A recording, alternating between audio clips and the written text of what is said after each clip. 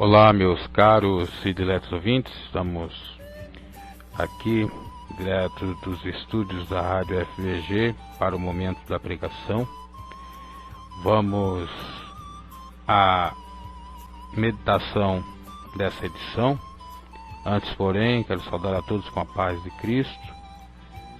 Quem vos saúda é o apresentador e produtor desse programa, Bruno G. Meus caros, abra a vossa Bíblia no livro de Provérbios 1:1. Eu quero fazer a pregação de todos os capítulos do livro de Provérbios.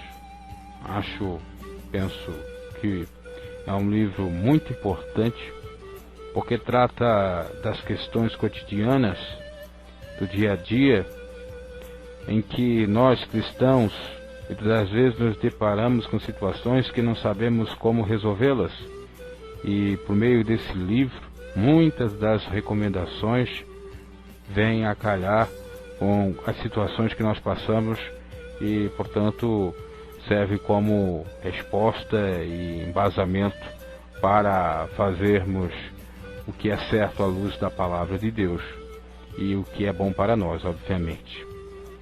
O livro de Provérbios, ele foi escrito pelo rei Salomão. Provérbios, a palavra provérbios quer dizer dito, quer dizer ditado. Não tem os velhos ditados que você ouvia da sua vovó, dos seus pais? Como, por exemplo, que eu ouvia bastante, da minha saudosa vovó: comes muito, seu pateta, amanhã fica em dieta. Isso eu ouvia bastante quando era criança, porque comia bastante, estava na fase do crescimento, então ela, para proibir a comilhança, ela então dizia esse de muitos outros ditados.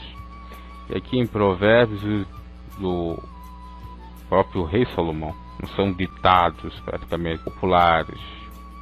No entanto, é claro que ele bebeu da fonte, examinou, esquadrinhou outros ditos de outras pessoas e, claro, e deu uma mudada, uma modificada e trouxe aqui.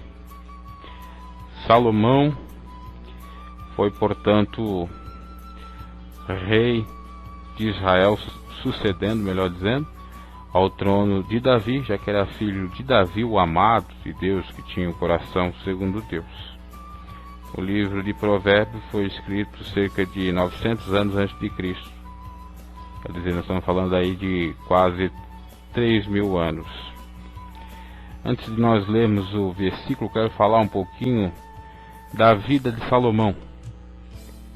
Depois a gente passa para a leitura do primeiro capítulo e o respectivo comentário, porque vai se dar dessa forma, desse modo.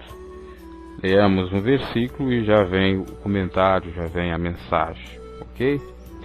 Então, como já disse, Salomão foi filho de Davi, com a esposa, entre aspas, Batseba, entre aspas, porque tem a questão do adultério, do envolvimento de Davi com o pecado, cometendo homicídio, e também o adultério com Batseba, que era a mulher de Urias, seu melhor amigo, ou um dos chefes aí do seu batalhão.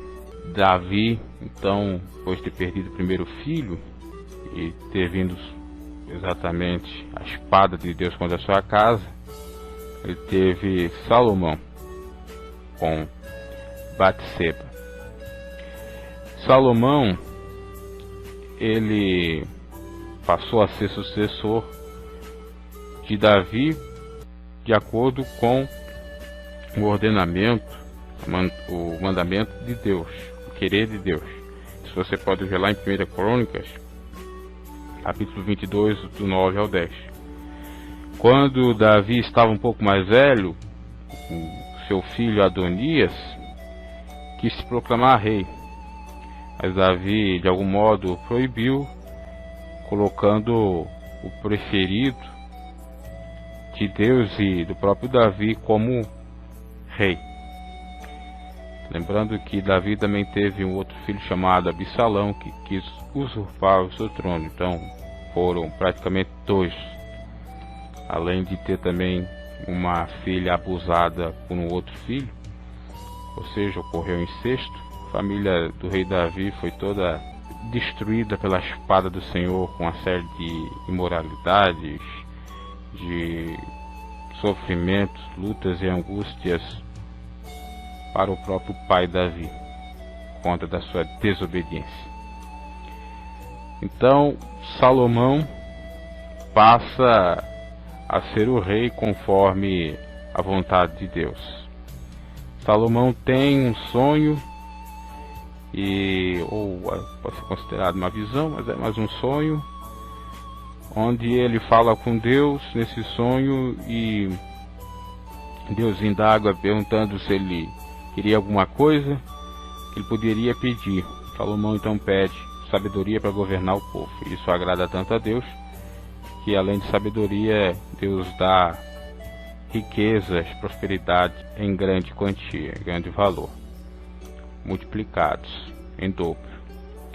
Salomão provou um pouco da sua sabedoria quando atuou naquele caso onde envolvia duas mães que disputavam um menino. Ele optou, ou teve a decisão de matar o menino e dividi-lo ao meio, ou simplesmente dividir ao meio, fazendo isso, blefando, para ver qual de fato ia sentir mais. E a mãe que sentiu mais implorou, chorou para que não fizesse isso, então essa ele considerou a verdadeira, e assim ela ficou com seu filho. A outra, que não era verdadeira, não chorou tanto. Então ele decidiu pelo pathos, no grego, que quer dizer emoção. Mexeu com o brilho, com o emocional dessas mulheres. E é a partir desse episódio que ficou conhecida a expressão decisão salomônica no meio jurídico. Isso está narrado em 1 Reis 3, 24, 26. As obras de Salomão foram muitas. Prosperou muito o povo de Israel, investiu em obras públicas em várias cidades da nação israelita, desenvolveu o comércio internacional, construiu um palácio para si e fez um grande templo para Deus em Jerusalém. Israel viveu em paz com seus vizinhos durante o reinado de Salomão. Estabeleceu alianças e tratados comerciais com vários países. Sua fama espalhou-se para muitos lugares, tão certo que muitos dos reis ou representantes dessas nações vinham conferir a sabedoria de Salomão. E a mais ilustre de todas elas foi a rainha de Sabá, que ficou impressionada com a sua sabedoria e riqueza. 1 Reis 10, 4, 5. A velhice de Salomão, ele infelizmente se desviou da verdade de Deus, desprezou a sabedoria que ele tinha. Ele se casou com várias mulheres estrangeiras. O fato é que não é ele que se tem casado com várias mulheres, mas sim com mulheres não israelitas, estrangeiras, que adoravam outros deuses. E para agradar suas mulheres, então, Salomão, influenciado por elas, constituía, ou melhor dizendo, construía altares, templos para deuses pagãos, esquecendo então assim de Jeová. Por causa do seu pecado, Deus levantou adversários contra Salomão. 1 Reis 11, 10, 11. Um de seus adversários foi Jeroboão, que mais tarde dividiu o reino de Israel em duas nações, Israel de um lado e Judá do outro. Jeroboão se tornou rei de Israel, e Roboão, filho de Salomão, neto de Davi, se tornou rei de Judá.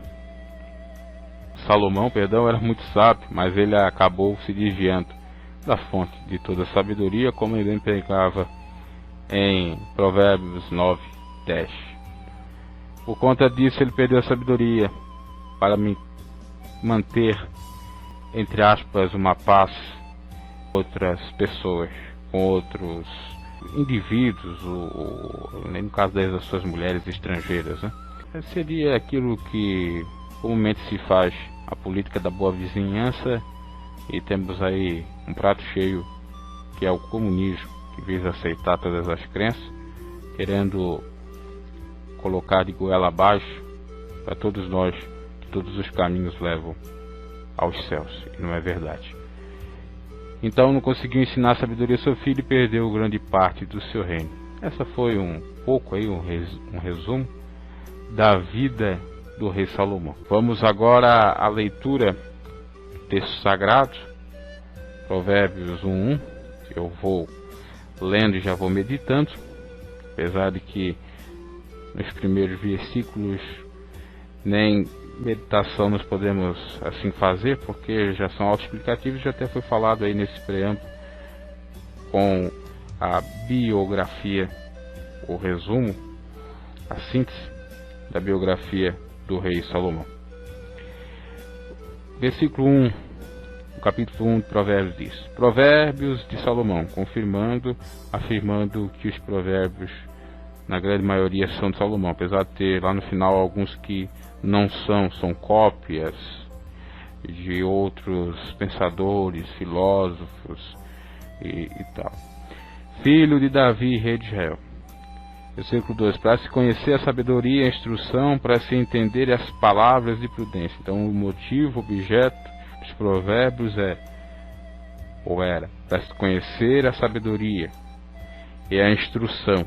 Veja que há uma diferença entre sabedoria e instrução. Instrução seria um conhecimento prévio acerca de algo, e a sabedoria seria a prática desse conhecimento prévio acerca de determinada coisa. Para se entender as palavras da prudência. Prudência, leia-se aqui reta justiça, leia-se aqui retidão, caminho certo, leia-se aqui ser uma pessoa proba, justa, sábia. Versículo 3: para se receber instrução do entendimento, isso, juízo e equidade. Ele ainda está falando do objeto, do objetivo, do foco, da razão pelo qual foram escritos os provérbios. Para se receber a instrução, conhecimento do entendimento, que é a sabedoria, a questão de sabedoria, não só para receber o entendimento, a sabedoria, mas para praticar a justiça, o juízo e a equidade, que diz respeito também à justiça, apesar de aqui ter uma diferença de justiça, de juízo e de equidade. Poderíamos dizer que justiça, saber aquilo que é justo. Juízo, saber, no caso concreto, dar a sentença, decidir de modo correto. E a equidade, fazer a prática disso, de justiça, de juízo. Poderíamos comparar com o direito, que é obrigado, por exemplo, ao juiz saber do direito, porque o juiz diz o direito. Seria, no caso, a justiça. O juízo, o juiz decide de acordo com as suas interpretações à luz dessa justiça. E a equidade seria exatamente a prática. Por exemplo, a condenação, o sujeito foi preso, o sujeito foi liberado, inocentado, vai então para a liberdade. de exatamente isso. E aqui o interessante que Salomão fala e dá a entender é que todos nós somos juízes de nós mesmos.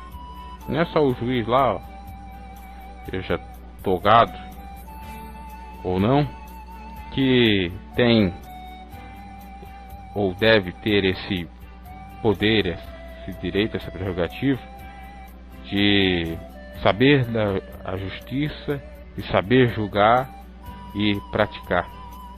Não é.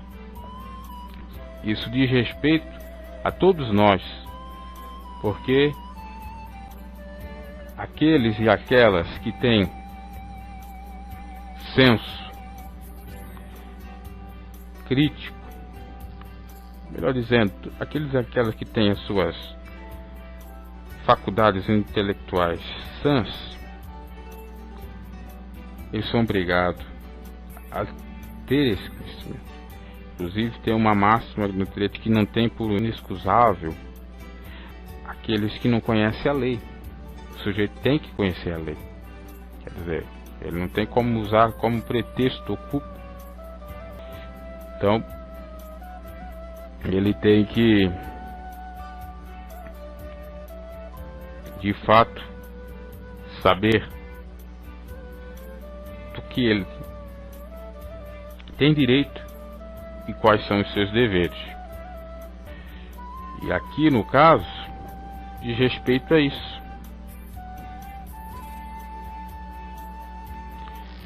De respeito a exatamente a nossa responsabilidade que temos com relação aos nossos próprios atos. Diz uma sentença que nós somos a soma das nossas decisões. E é de fato.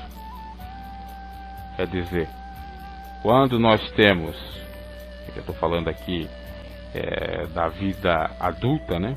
Quando nós temos a consciência, nós, então, essa consciência, e aqui no Brasil atingimos a maioridade, respondemos pelos nossos atos.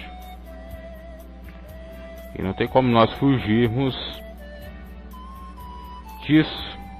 E partindo desse pressuposto, é que Salomão fala, deixa aqui registrado nessa passagem exatamente o que eu estou falando. Tanto assim como diz na lei aqui brasileira, possivelmente deve ser uma lei, uma regra geral para todos os países, ninguém se escusa de cumprir, deixe cumprir a lei alegando que não a conhece. Isso está no artigo 3º da lei, outrora lei de introdução às normas do direito brasileiro, acho que agora tem uma nova nomenclatura, outrora era conhecida como a sigla LINCC ou LICC, lei de introdução Código Civil, né? Foi mudado para a lei, estava certo, a lei de introdução do direito brasileiro. Isso foi mudado em 2012 ou 2010. Então, meus caros, se na lei está escrito isso, imagina com relação a Deus. Está escrito na Bíblia Sagrada. Ninguém pode dizer que não foi pregado. Ninguém pode se eximir de culpa. É isso que Salomão passa aqui, ou fala aqui. Para dar aos simples prudência, e aos jovens conhecimento e bom siso. Então vem aqui mais um motivo, está aqui. Para dar aos simples, aqueles que são incautos, ou nem só a questão de ser incauto, mas sem sabedoria, no sentido de sem conhecimento, da prudência. E Jesus fala para nós sermos prudentes como as serpentes e simples como a pomba. Não adianta nós só ser simples como uma pomba, sem ter a prudência de uma serpente. Então as pessoas que são simples tem que ser prudente. Só ser simples, elas não vão alcançar a salvação, a bênção de Deus e muito menos e nem o bem-estar social, as benesses para essa vida.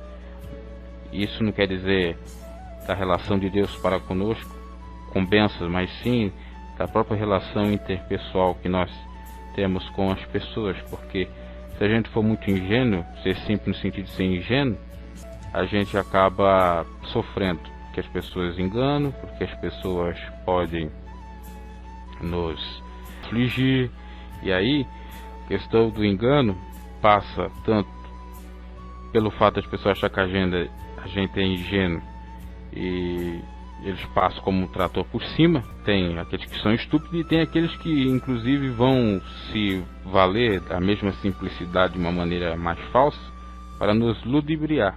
Então, nesses dois pontos, digamos assim, nós podemos ser enganados. Por isso que é necessária a prudência, a sabedoria, ser prudente. A serpente espera exatamente o momento para dar o bote, tá? E nós temos que ser assim. Temos que nos precaver, temos que lutar por nossos direitos. Podemos acatar tudo, ficar de braços cruzados, comodismo, trocar os nossos direitos, como fez Esaú, trocou seu direito de primogenitura por um capricho, por um desejo carnal, por fome, por um bocado de lentilhas a seu irmão Jacó. Ele que era para ser o abençoado e ter o seu nome como Israel e ser a partir dele o Israel que nós conhecemos hoje, quer dizer, o Israel ser oriundo dele, mas foi de Jacó pelo fato da sua falta de bom senso, de prudência. E aqui fala também dos jovens, os jovens, os novatos. Jovens, leia tanto intelectualmente, fisicamente, como também na fé. Conhecimento na fé, no mundo espiritual, conhecimento de Jesus. Não é o que a Bíblia diz, para nós crescermos na graça e no conhecimento do Senhor Jesus, então. E bom siso também é para nós ter bom senso, juízo, tino, prudência, circunspensão, que é exatamente o que significa bom siso. Versículo 5: para o sábio ouvir e crescer em sabedoria, quer dizer, serve para aquele que não tem sabedoria, serve para aquele que está começando a ter algum tipo de sabedoria, e serve para aquele que já tem bastante bagagem intelectual ou de sapiência. Olha que interessante. Até porque nós não sabemos tudo. Nós vamos morrer sem saber tudo. A sabedoria, o conhecimento é como um oceano, é uma fonte inesgotável. E não tem como você nessa vida, nesse plano, esgotar esse oceano. Então, para ouvir o sábio, ouvir e crescer em sabedoria, e o entendido adquirir sábios conselhos. Então é para todo mundo, público em geral, esses provérbios. Para atender provérbios e sua interpretação, como também as palavras dos sábios e suas adivinhações. Então daí está. E agora começa algumas reflexões por meio dos provérbios. No versículo 7, que diz o seguinte: o temor do Senhor é o princípio da ciência, do conhecimento. Os loucos desprezam a sabedoria e a instrução. O temor do Senhor não é ter medo de Deus, não é achar que Deus é um tirano, é um cruel, é um sujeito maquiavélico. pra gente ter medo dele. E tem muitos pais que, não tendo discernimento e a sabedoria de Deus, educam seus filhos para ter medo de Deus. Olha, não faça isso que Deus vai castigar.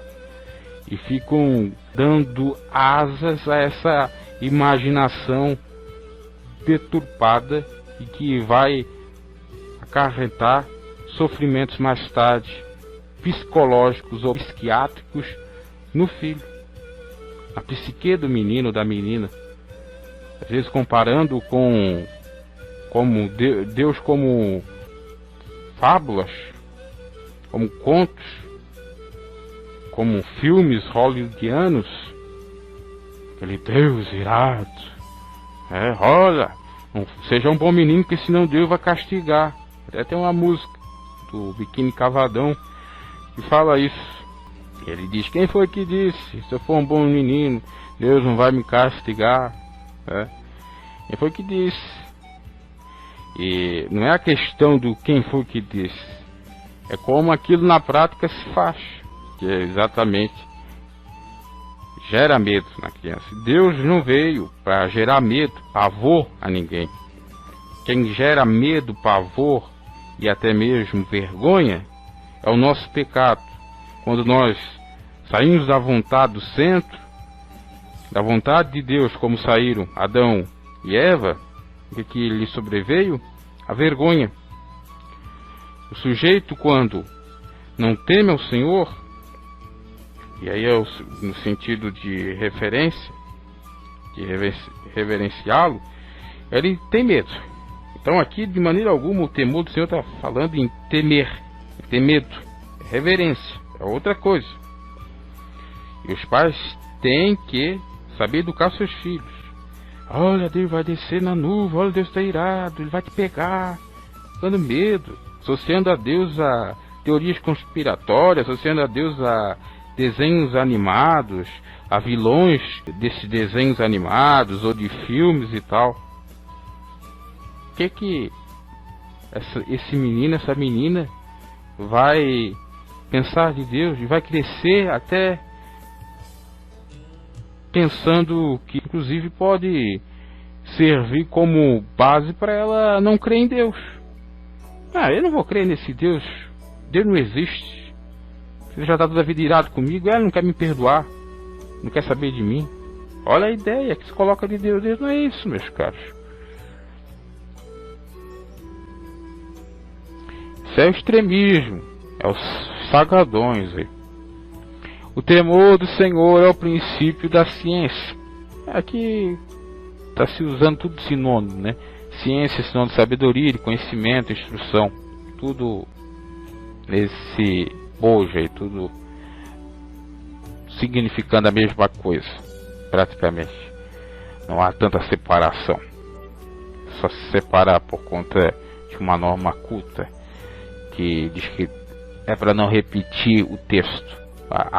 A palavra numa frase, numa sentença. O temor do Senhor é o princípio da ciência, da sabedoria. Os loucos desprezam essa sabedoria, que lá está escrito a ciência, e a instrução, que é o conhecimento. Versículo 8: Filho meu, ouve a instrução de teu pai, e não deixe a doutrina de tua mãe. Com certeza Salomão aqui estava falando para seus filhos, e aquilo que ele vivenciou, com certeza, porque ele foi de algum modo temente ao seu pai carnal, e até a Deus, porque senão ele não tinha sucedido no trono, e a sua mãe. E aqui ele está, obviamente, dando algum sermão para os seus filhos, enfim. Esse texto serve para nós que somos filhos, para nós que somos pais, mas também serve da figura paterna de Deus e da figura de filhos nossa para com Deus. Serve também da figura da doutrina da mãe, sendo essa a ciência, a sabedoria, já que Deus por ser a sabedoria, ele tem como filha dele próprio, criagem dele, criagem é um termo novo, não, a cria dele, melhor dizendo, termo novo que não existe na língua portuguesa. Então a mãe seria a ciência, conhecimento que foi criado por ele. Ou pode ser também, já que nós vemos isso na Bíblia, em Isaías, o profeta falando que o Filho de Deus que ia de vir era pai da eternidade. Aqui a mãe pode ser a eternidade. Então, a doutrina, que quer dizer ensino, ensinamento da eternidade, que é criada pelo próprio Deus, Deus que é eterno, sempre eterno. A palavra sempre eterno quer dizer início e fim. Não tem começo, não tem meio, não tem fim. É o alfa e o ômega, a primeira e a última letra do alfabeto grego. Vamos lá. Então, filho meu, ouve a instrução de teu pai. Isso é o que Deus fala para você. Filhos meus, ouve a instrução do seu pai, do seu Criador. E a questão de Criador e Filho, há aqui um parênteses, fazer essa diferença. Nós somos criados, criaturas, imagem e semelhança de Deus. Quando nós aceitamos Jesus, é que nós passamos a ser filhos. Porque enquanto nós não aceitarmos o Messias, Jesus Cristo, nós somos apenas criaturas. Porque em Jesus nós temos essa bênção, esse beneplácito de Deus, que é se tornarmos filhos ou fazermos parte da filiação do Senhor por meio de Jesus, nosso irmão.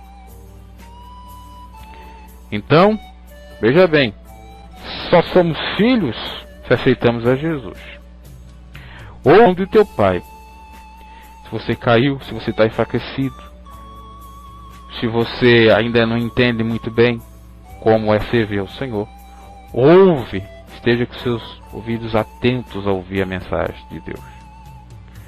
A Bíblia chega a dizer nas igrejas da Ásia, para que quem tem ouvidos que ouça. Você tem ouvidos para ouvir. Ouvidos esse no sentido figurado, simbólico. Então ouça, então pratique. Porque o sábio não é aquele que ouve, mas sim que pratica a verdade, que é as ensinanças do Senhor. Então, filho meu, ouve a instrução de teu pai e não deixe a doutrina, a eternidade, a sabedoria, ensinamento, que em Jesus nós vemos que é amar a Deus sobre todas as coisas, próximo a ti mesmo.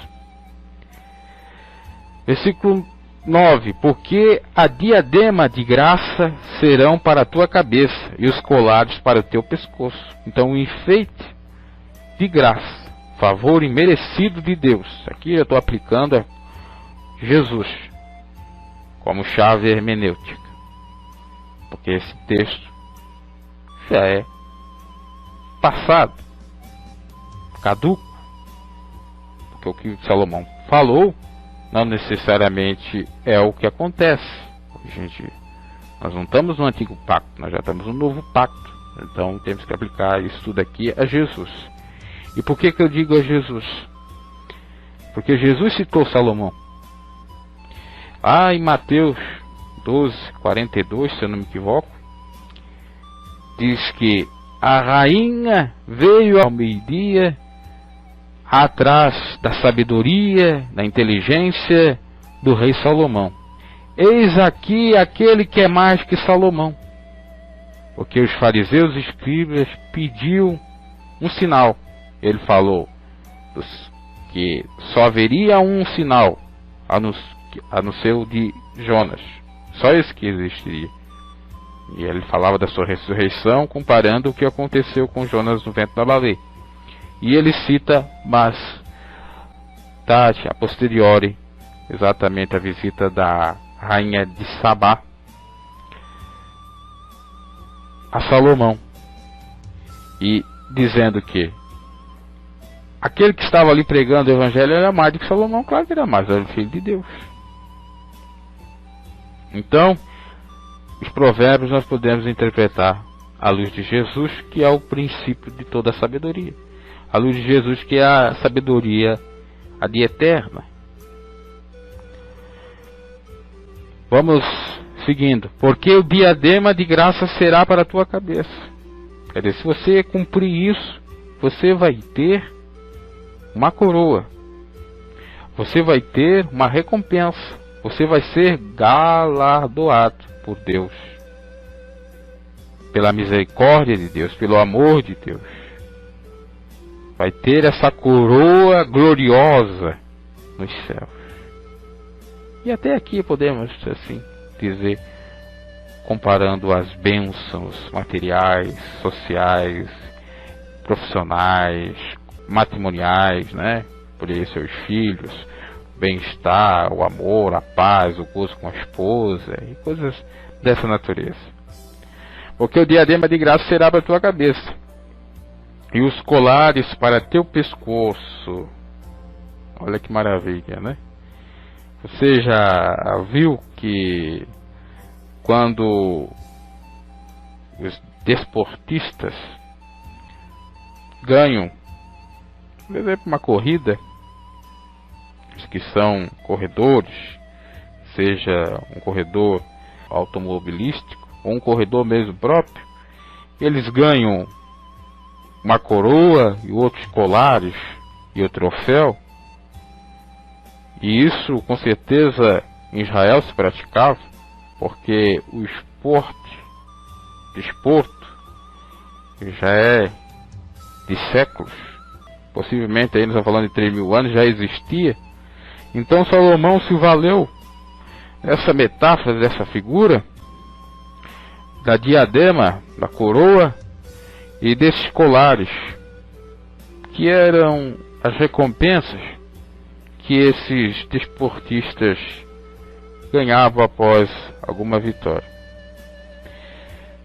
E isso, para quem for fiel até o fim, perseverar na doutrina do Senhor, tem essa promessa de receber uma coroa essa não corruptível, mas incorruptível, e de receber um colar de ouro no pescoço, representando a preciosidade da vida eterna, das bênçãos com Deus, de tudo aquilo que é bom, advindo de Deus e que configura a verdadeira prosperidade, já que é essa que de fato nos traz algum galardão, nós temos recompensas e que nos enriquece, como diz o próprio Salomão no próprio livro de Provérbios.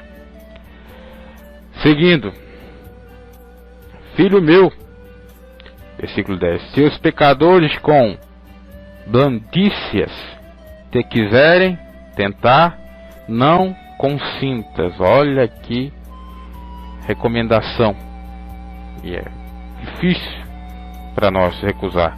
É uma tentação, um prato cheio. Jesus foi tentado no deserto, tentado quando estava querendo se santificar. E nós, quando decidimos, optamos por querer santidade e obedecer os mandamentos do Senhor, nós somos atentados a fazer exatamente o contrário. E até é uma prova que Deus permite, para ver se realmente nós vamos ser fiéis a Ele. A palavra blandícia quer dizer meiguice, brandura, afago, mimo, carícia, palavra afetuosa, carinho, ou em outras palavras até mesmo bajulação, lisonja. Então, filho meu, se os pecadores com carinho, com aquela conversinha, com aquele mimo, com aquele amor falso de Judas, que quiserem tentar para fazer o mal, para transgredir as leis de Deus, ou para você concordar com as práticas errôneas deles, não consintas, não aceites, não concordes, porque assim você estará perdendo a bênção de Deus, porque assim você estará se autocondenando. E como nós somos atentados nesse sentido, principalmente no trabalho, né? O sujeito às vezes quer melhorar um pouquinho de vida, não consegue uma promoção, sair de um cargo e ir para o outro que vai lhe trazer uma boa rentabilidade, então ele opta com uma oferta de terceiros para larapiar, afanar patrimônio privado ou até mesmo público, para então ter aquilo que ele queria. E a conversinha é bem essa, sorrateira, conversinha de leve, suave, de interesse, aquele discursinho, não, vou fazer, porque aí você tem aquilo que você quer, pensa lá, você tem a sua esposa, você pode dar uma joia preciosa para ela, você pode dar uma vida confortável para os seus filhos, você não quer? Olha, faça isso, aceite aqui, aceite, não é? Inimigo. Do mesmo modo, foi Judas trair o sangue inocente de Jesus por 30 moedas de prata, por conta da avareza. Isso que é o pecado. Você, por conta da avareza, do amor ao dinheiro, trair os princípios bíblicos, quebrá-los. Então, tome cuidado. É para você nem consentir, quanto mais para você fazer com essas obras más das trevas. Isso é um exemplo que eu trouxe. Existe tanto outros exemplos de adultério, né? Que vem sempre aquela coisinha bem de fininho, vem Satanás para enganar, sapatinho de algodão, amaciando o nosso ego, é bem assim, fazendo massageando o nosso ego, deixando a gente bem, né? Aquela coisa, não, porque isso e aquilo, depois pau. Tomar cuidado, porque nós não podemos viver num conto de fadas. Temos que saber que o mundo não é assim. Pessoas que seguem a Deus, tem pessoas que não seguem a Deus. Se já tem pessoas que dentro do sistema religioso ou da irmandade, da comunidade cristã, já não seguem a Deus de fato, imagina, né, esses que não estão em comunidade. Até em alguns pontos eles são controversos, são até mais cristãos em práticas do que outros que se dizem ou intitulam cristão, mas mesmo assim sempre tem um lado ruim ou podre. 11. Se disserem, vem conosco, espiemos o sangue, espreitemos sem razão o inocente. Aqui eu tô falando, eu não falei de Jesus, de sangue inocente, aqui, parece até uma profecia. Se disserem, vem conosco, espiemos o sangue, espreitemos sem razão o inocente, traguemos-nos vivos como a sepultura e inteiros com os que descem a cova. Acharemos toda a sorte de fazenda preciosa, encheremos as nossas casas de despojos. E ele vai seguindo, dando exemplos. Rejeitar essa oferta maligna. Vem conosco, vamos purificar o sangue, vamos espreitar, apertar sem razão o inocente, condená-lo, vamos fazer a expiação para os nossos pecados sem precisar, vamos, no caso ali, fazer aquilo que não é para nós fazer, né? Tirar a autoridade dos sacerdotes, vamos substituir eles por nós, porque quando se fala aqui de espiemos, está falando de expiação dos pecados, o sangue dos bodes, carneiros e tal, está falando nesse sentido também, bem como do sangue inocente, né? Versículo 12: traguemos-los vivos, fazer sacrifício deles como a sepultura, e inteiros como os que descem a cova, né? Inteiros e tal, fazer coisa errada, vamos sacrificar os deuses, vamos matar os inocentes, vamos fazer mal toda sorte, sermos maléficos, sermos demoníacos, satânicos ao extremo. Com aquele discursinho, né? 13. Acharemos toda sorte de fazenda preciosa, encheremos as nossas casas de despojos. Quer dizer, vamos matar, vamos destruir, vamos acabar com todos para tomar suas riquezas, para nos enriquecer. Isso é uma tentação grande. Quantos que fazem isso? Que matam inclusive seus irmãos de sangue para ter direito à herança, que destrói aquilo que é alheio por inveja, por ciúme, que engana para tomar aquilo que é seu. Uma pregação eu falei lá de Jeremias, que fala que o irmão anda enganando e que o amigo anda caluniando. São esses tais que não tem Deus, fazem isso e muito mais, tamanhas atrocidades. Lançarás a tua sorte entre nós, teremos todos uma só bolsa. Versículo 15. Filho meu, não te ponhas a caminho com eles, desvia o teu pé das suas veredas, dos seus caminhos. Quer dizer, vamos nos unir, vamos aqui fazer uma pequena comunidade de assaltantes, vamos criar o sistema criminoso, que se trata nos dias odiernos de organização criminosa, de máfia, que inclusive está no meio da igreja, templo, religião, felizmente, porque os pés deles correm para o mal e se apressa a derramar sangue.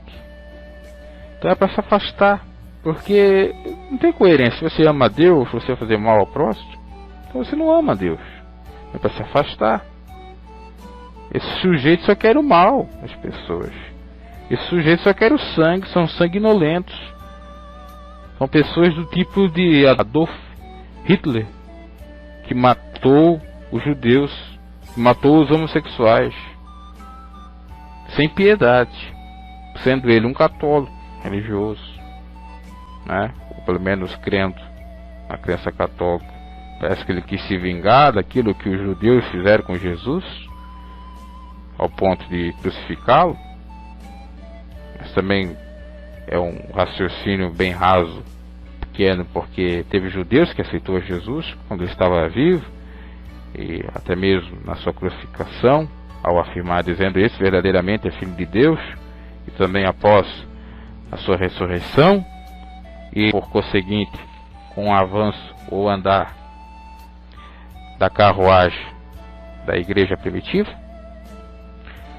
Mas infelizmente temos esses tipos de pessoas cruéis, sem amor, sem piedade, totalmente ímpios. E veja que Salomão falou isso aqui há 900 anos antes de Cristo. Hitler possivelmente leu isso, até porque a Bíblia protestante foi traduzida para o alemão. Martinho Lutero era alemão. Nós falamos aí de 1517 ou 20 e pouco. Com o advento da imprensa, facilitou isso, aí, no século XV e XVI. Então, em 1939 a 45, que ocorreu a Segunda Guerra Mundial, apesar de muitos dizer que não foi guerra mundial porque não atingiu ou chamou todos os países, quer dizer, não convocou ou não houve a participação de todos os países. Mas uns dizem assim, eu já creio que independente que não houvesse participação de todos os países, é a nível mundial pelo fato de ter algumas consequências, para eliminar as pessoas. É claro que o foco estava lá, ok? Mas nós temos até evidências que soldados brasileiros participaram dessa guerra, tá? Então passa a ser a nível mundial, né? Pelo fato de que não houve explosões, não houve tiroteios ou conflito bélico nos países, mas que os soldados participaram, todos estiveram participando, que interferiu na vida de todos, né? Inclusive a questão econômica e outras coisas mais, né? Outros setores. Então, e fora outros conflitos que ocorreram no Brasil, que podem ser considerados como guerras também. Enfim, sempre houve isso, infelizmente. Está aqui, ó. Eles devem ter lido isso. Eram católicos, e só se eram católicos. Obviamente que a Igreja Católica ela acabou proibindo em dado momento a leitura da Bíblia Sagrada. E só quem interpretava era os curas, os sacerdotes, os papas. Mas possivelmente eles sabiam que tinha que amar o próximo. E fizeram. E quantos concordaram com Hitler, né? Inclusive hoje ainda existe pessoas defendendo a swastika, que é o símbolo do nazismo, que vitimou esses pobres, coitados, inocentes. Eu vi a história, tem até vídeo que representa o que ocorreu. Lamentável. Colocar pessoas nuas numa câmera fria e fechar e ali soltar um ácido, um veneno, alguma coisa ali, e matar elas asfixiadas com aquele tóxico. Pegar, jogar as pessoas assim, como fosse lixo dentro de uma cova, ou inclusive até vivas, para enterrar. Pessoas que ainda estavam vivas, porque tem relatos de pessoas que se fingiram estar mortas para escapar da morte. Foram enterradas. Que coisa, né? Crueldade nessa humanidade. Meu Deus. E é justificável. Vocês condenaram o inocente Jesus e soltaram o ladrão Barrabás há mais de 2000 anos. O que se esperar desse povo? E ainda diz que a voz do povo é a voz de Deus. Então quer dizer, a voz dos alemães que apoiaram Adolf Hitler e outras nações que apoiavam o Holocausto, estava fazendo em nome de Deus. Era a voz de Deus. Mentira. Tanto é mentira que biblicamente a gente responde isso. Porque Jesus, quando via a multidão, o comprimento, ele se afastava, ia para os montes orar. Jesus não queria ser adorado. Não queria a multidão.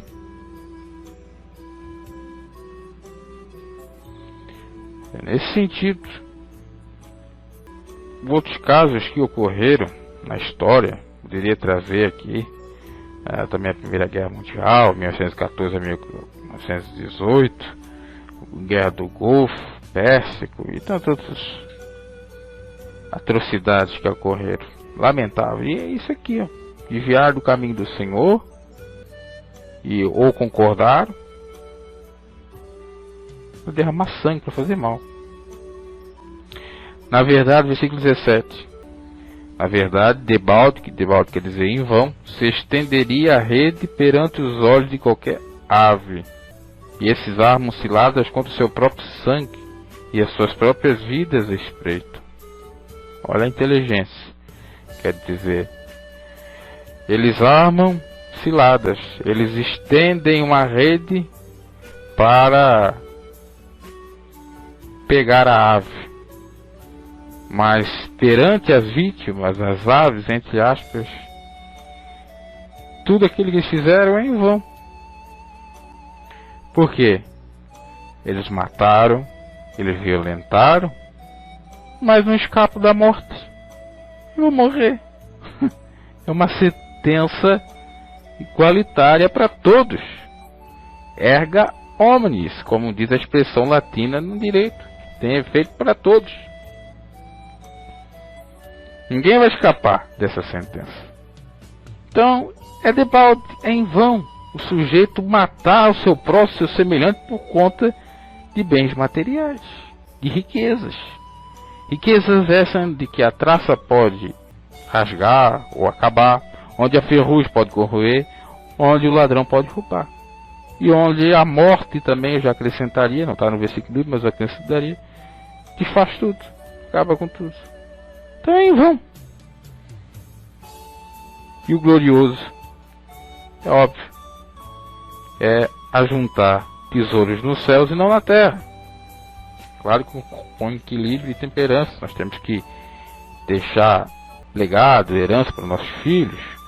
Nós temos que trabalhar para nossa manutenção e para nós termos vida, continuar com a vida aqui na terra. Agora, tudo que é demais é veneno. Se nós quisermos fazer o mal para outra pessoa para ter aquilo que não é nosso, é isso aí, é em vão. Então eles amam ciladas, eles estendem, eles espreitam os outros, mas estão fazendo mal para si mesmo.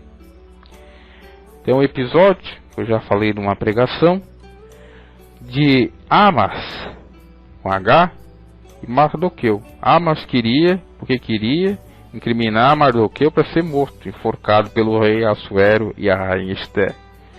Mas aconteceu justamente o contrário. A forca que foi preparada para Mardoqueu, foi nela que Amas foi morto, porque ele era um iníquo, ele era um mentiroso, ele era falsário, ele era um sujeito sanguinolento, violento, que queria, enfim, enganar. Veja só, que aquilo que está preparado para alguém, vai ser usado para destruir esse alguém. Porque tudo que a pessoa faz, ela faz para ela própria. As consequências dela própria. Tudo como semear, vai colher. Não tem como fugir disso. É a lei da vida, é a lei da semeadura. Então, por isso que Salomão sabiamente fala aqui que debalde se estende a rede para as aves. E essas armas ciladas, o armar ciladas dessas pessoas sanguinolentas, sem Deus, desumanas, eles estão armando para suas próprias vidas. Versículo 19, temos até o 33, eu falei de 19, mas o capítulo 1 vai até o 33. Tais são as veredas de todo aquele que se entrega à cobiça, ele prenderá a alma dos que a possuem. Tais são os caminhos de todo aquele que se entrega, obviamente, à cobiça, à usura. Aliás, a usura quer dizer... também, porque aquele que faz empréstimo com usura, querendo mais, também pode ser colocado aqui. Mas a questão é a cobiça, né? Os nossos olhos, como disse Jesus, são a cadeia do corpo. Não é a cadeia, a candeia do corpo. Se os nossos olhos foram bons, nosso corpo será bom. Se nossos olhos forem maus, nosso corpo será mau. Por isso nós temos que purificar com o colírio divino, pedir a Deus que purifique nossos olhos, para não colocar coisas más diante de nossos olhos. E o colocar coisas más está também ligado a isso, a cobiçar aquilo que não é nosso, a cobiçar a mulher do próximo, a cobiçar a riqueza do próximo. Ainda se ficar só no campo da cobiça e não haver ação, do mal o menor. Problema e grave está exatamente na execução desse mal da cobiça. O sujeito cobiça e executa. Foi o que ocorreu com o pai de Salomão. Davi estava espiando Batseba tomar um banho. Linda, exuberante, bela, formosa, lindona, né? E aí, vendo as suas curvas, suas silhuetas, seu corpo esbelto, começou a se atiçar, a se excitar e alimentar em sua mente a possibilidade de tê-la em seus braços, de tê-la em seu corpo, fazendo coito com ela. E ao alimentar isso, foi indo até que ele caiu. Por isso que é necessário eliminar a cobiça. Mas, se o sujeito consegue controlar, e não chegando ao cumprimento daquilo que é errado, ainda há um perdão, né? Ainda há uma ressalva, melhor dizendo. como eu já disse, você pode deixar o passarinho rondar na sua cabeça, e às vezes até é inevitável, ou um mosquito, você não vai deixar ele fazer um ninho, não é? Você tem que pensar nesse sentido. Do mesmo modo, você não vai deixar o mosquito ficar na sua cabeça. Então, aqueles que estão entregues à cobiça, ela prenderá a alma dos que a possuem. Quer dizer, o sujeito está entregue de corpo, alma e espírito àquilo. Ele é dependente da cobiça. Ele é presa fácil da cobiça. Ele é capacho, escravo da cobiça. Ela faz o que dele que ela quer. Não é? Ele está viciado. E é terrível isso aí. Não é? Quantos homens que perderam a bênção de Deus? Quantos homens e mulheres perderam a bênção do Senhor? Às vezes por conta do adultério, outras por conta de afanar, roubar, furtar, por aí vai. É um mal que nós temos que refrear em nome de Jesus. A suprema sabedoria altissonantemente clama de fora, pelas ruas levanta a sua voz. Então a sabedoria, a suprema sabedoria, a filha de Deus, a mãe, não a mãe de Deus, mas a filha de Deus, a mulher de Deus, podemos até colocar, ela então em alta voz clama de fora, pelas ruas levanta a sua voz, para que todos então a escutem. Nas encruzilhadas, versículo 21, no meio dos tumultos clama, a entradas das portas e na cidade profere as suas palavras. A sabedoria está em tudo quanto é canto, meus caros. Está ao nós olharmos para o céu, está para nós olharmos para a terra, está ao nós olharmos para as obras, inclusive artificiais, as casas, prédios, escritórios, apartamentos, fazendo nós pensar como que o homem teve a sabedoria para fazer isso. Isso é um dom advindo de Deus, inclusive que é citado até na construção dos templos no Velho Testamento, que aqueles tinham um dom de construir, né? E aí está, os arquitetos, os que fazem, elaboram também as plantas, os construtores, os engenheiros, os pedreiros, por aí vai, toda a cadeia ali de profissionais. Então a sabedoria está em qualquer lugar, está na natureza, está no ser humano que você olha, está na situação que você vê. A sabedoria está nos animais, na fauna, na flora, está em tudo. E ela está em alta voz, nos exortando, nos convidando para abraçá-la, para aceitá-la. A Bíblia fala que a natureza, que os animais cantam, louvam ao Senhor, que a natureza proclama a justiça e a glória de Deus. Então está tudo aí. Deus é sabedoria, a sabedoria está nesse universo inteiro. Está nas encruzilhadas, está nos tumultos, está nas multidões, está na solidão, está em tudo, na introspecção, na meditação, no estudo, na Bíblia, principalmente. As entradas das portas, na cidade profere as suas palavras, que a cidade outrora era rodeada por altos muros, né? E tinha as portas das cidades, os países vizinhos não entrar. Seria hoje considerado aí as fronteiras, né? E fica a polícia cuidando, controlando. Então em todos os lugares. Até quando a simples, esse simples pode ser traduzido o significado, ou ter o significado de ignorantes, sem sabedoria. Até quando, ó simples, amareis a simplicidade, e vós escarnecedores desejareis o escárnio, e vós loucos aborrecereis o conhecimento. Olha só, falando de simples, pessoas que não têm sabedoria. Mas não é o mal elas não ter sabedoria. O fato é que não lhe chegou o conhecimento. Até quando então eles ameis a simplicidade? Ficar inerte, ou não querer crescer, evoluir, ter conhecimento.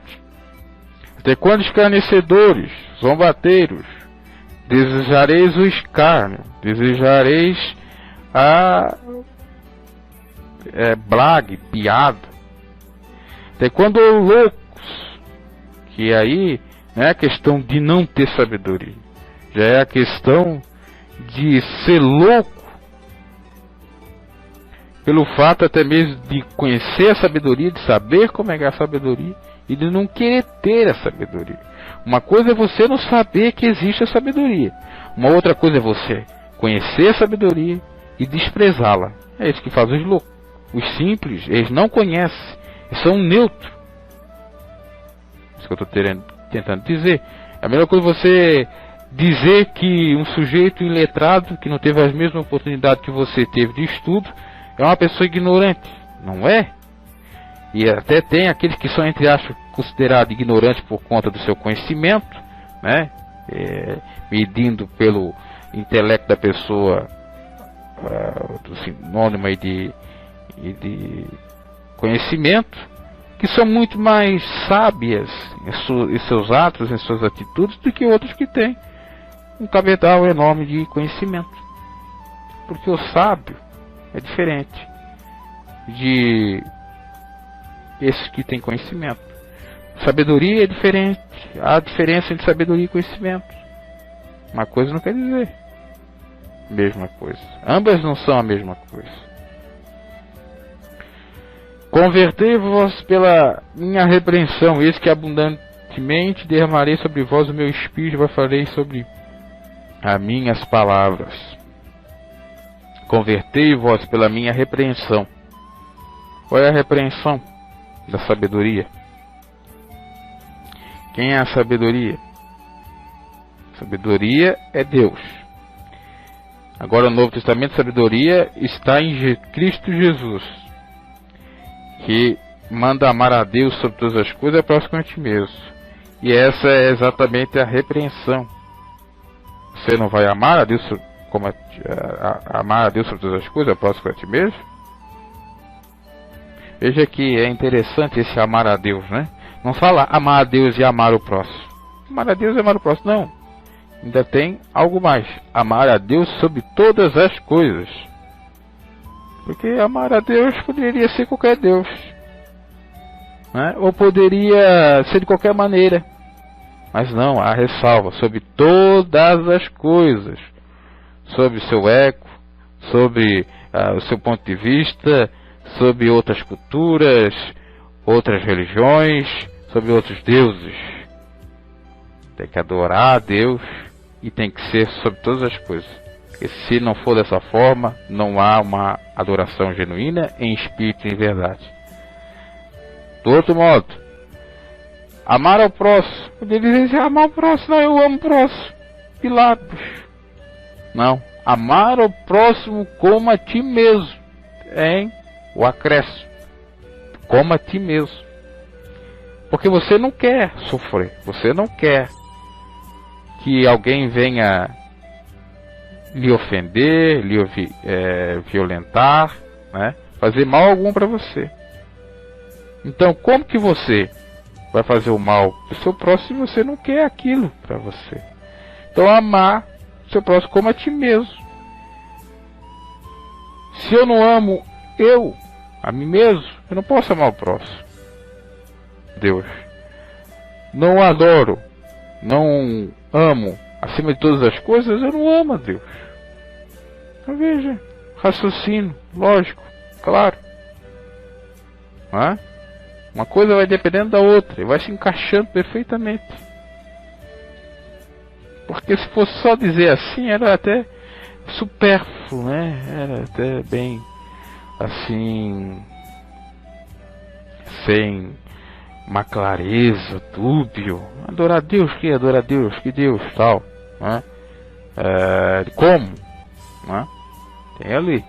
Adorar, amar o próximo, como? Tem um como. Tem um formato. Tem uma regra de como fazer isso. Vamos lá. Então essa é a repreensão. Porque quem assim faz tem sabedoria.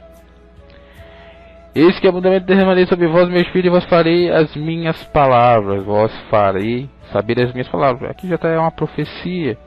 Falando do Espírito Santo. Falando de Jesus. Depois da vinda do Espírito Santo no dia de Pentecostes. Tudo aqui 900 anos antes de Cristo. E é o Espírito Santo que nos traz sabedoria. Modernamente. Até porque é Ele que está designado para fazer a tarefa da obra do Senhor, de Deus aqui na terra. Mas por que clamei e vós recusastes? Porque escondi a minha mão, melhor dizendo, estendi a minha mão e não houve quem desse atenção. Antes rejeitasse todo o meu conselho e não quisesse a minha repreensão, também eu me rirei na vossa perdição, e zombarei vindo o vosso furor. Olha que Deus diz aqui, sabedoria. Salomão, Deus usando Salomão. Mas porque clamei e vós recusaste? Clamas a mim, responder-te-ei, anunciar-te-ei, grande pedi, dá-se-vos-á. Invocai a Deus enquanto está invocai a Deus enquanto está perto, enquanto se pode achar. Os profetas vão falando, Jeremias, Isaías, Jesus fala da oração e tal. Então Deus está clamando por alguém, mas vós recusaste. O povo judeu recusou Jesus, que tinha vindo para os seus. Aí o povo gentil o aceitou. E aí tem aquela máxima que surge dessa recusa do povo judeu com relação a Jesus. Jesus veio para os seus e os seus negaram. E então o profeta de sua casa não tem honra. Advém daí. E então por que vós recusaste? Essa recusa lhe deu inclusive benefício para os gentios alcançar a salvação, que era só para os judeus. Porque estendi a minha mão e não houve quem desse atenção. Jesus fala, mais ou menos nesse sentido, com relação a Jerusalém, quando ele diz: Jerusalém, Jerusalém, até quando matareis os profetas que vêm em meu nome? Quanto que eu quis tratar-lhes como uma galinha que acolhe seus pintinhos debaixo de suas asas.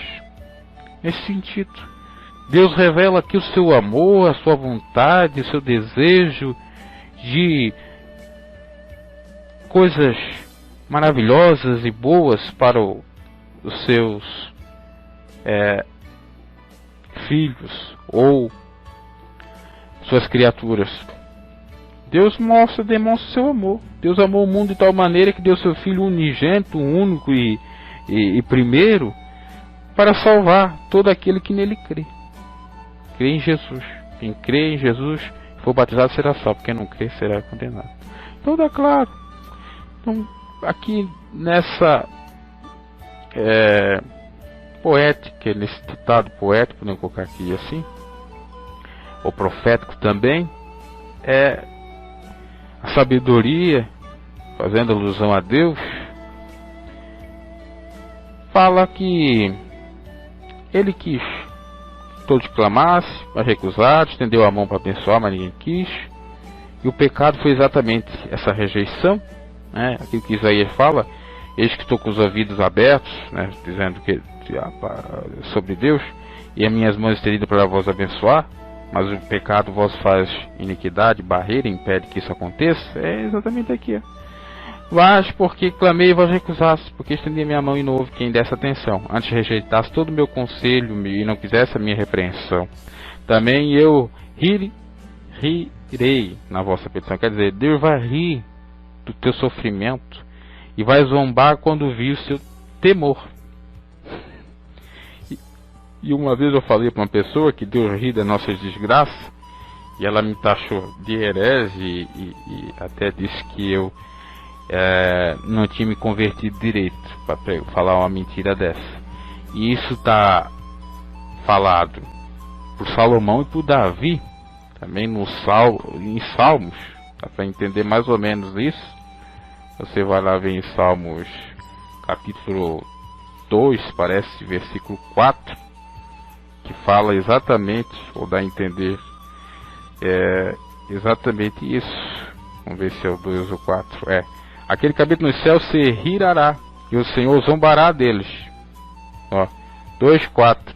Aqui até profético: a rebelião das gentes e a vitória do Messias. Aqui, um salmo profético acerca de Jesus.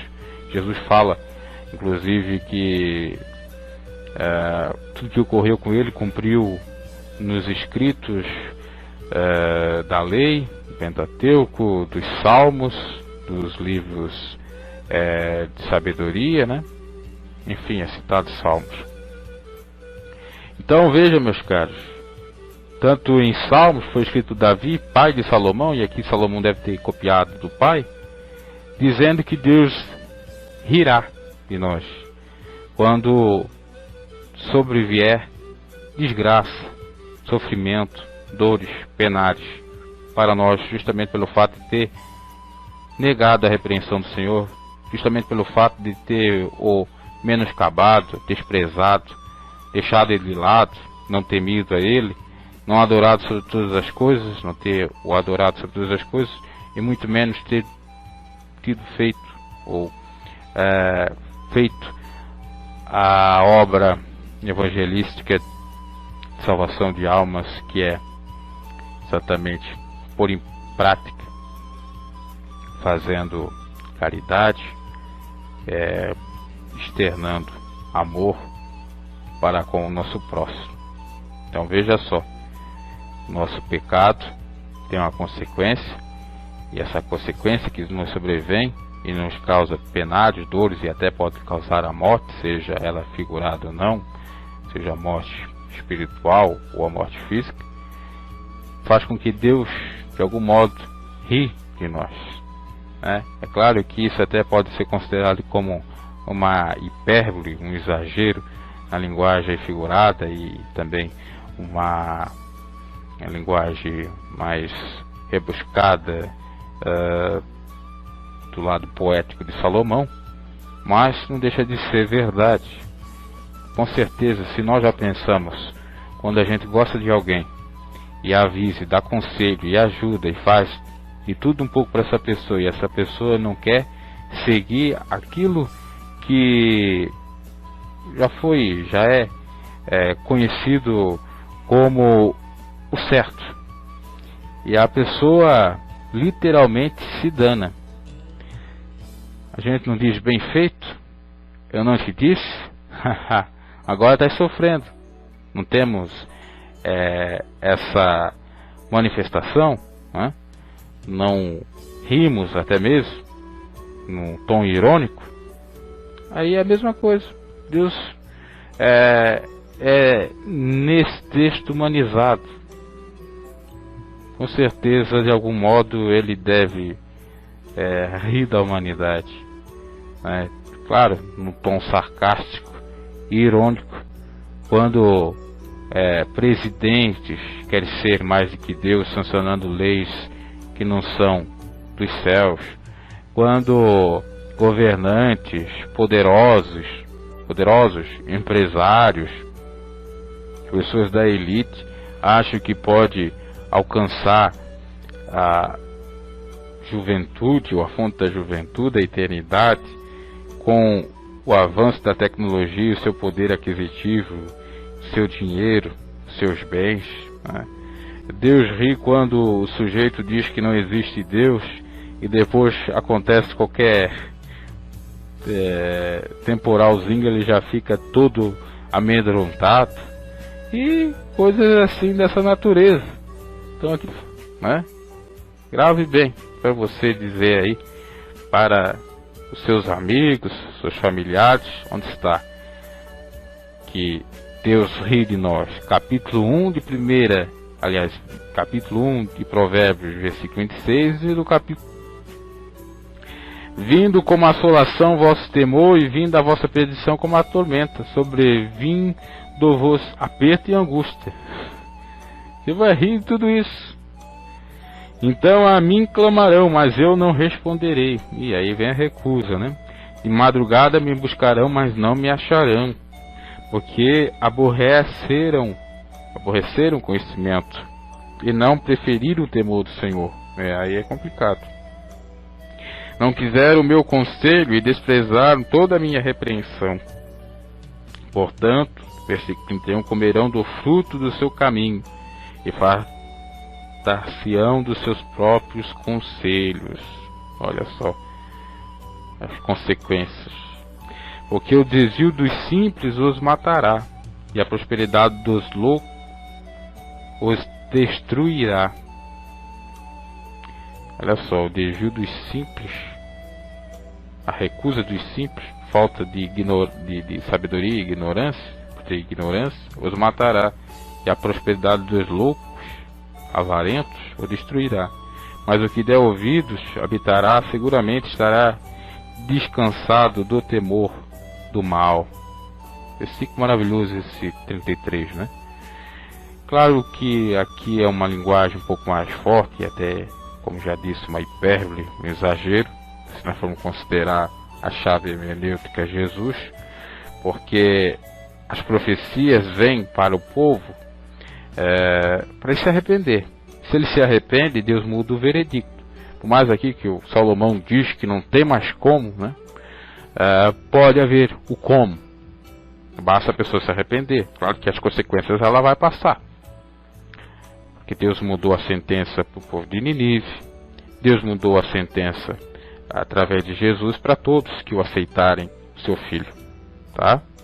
Então, a partir de Jesus, se muito for aqui extremista, olha, não tem mais jeito. Perdeu a salvação, já era. Eu não vou mais ouvir. Mas bem assim. Se arrepender e pedir perdão dos seus pecados, então ele vai ter a bênção de Deus. Ela vai ter a bênção de Deus. Vai ter o Espírito Santo na sua vida. Vai ter a sabedoria. Vai ter bênçãos. Porque Deus é longânimo. Porque Deus é benigno. Porque Deus é misericordioso. Claro que Deus não quer ser feito de trouxa, né? E muito menos ser barganhado. Oh Deus, me dá porque eu dou isso. Tem que ser a coisa de livre e espontânea vontade, e tem que ser com sinceridade. Então aí falamos acerca da sabedoria, falamos acerca do temor do Senhor, que é o princípio de toda sabedoria. Você quer ser sábio? Tema ele, compra a vontade dele, né? Para não ter problemas maiores, para viver, entre aspas, de bem com a vida. Ok? Deus os abençoe. Essa foi a primeira pregação do livro de Provérbios, seu primeiro capítulo. Isso é uma sequência, nós vamos terminar assim, pregando. Nós vamos pregar o livro de Provérbios, melhor dizendo, né? Todo. Quando você em Deus deposita sua fé, fé em Deus.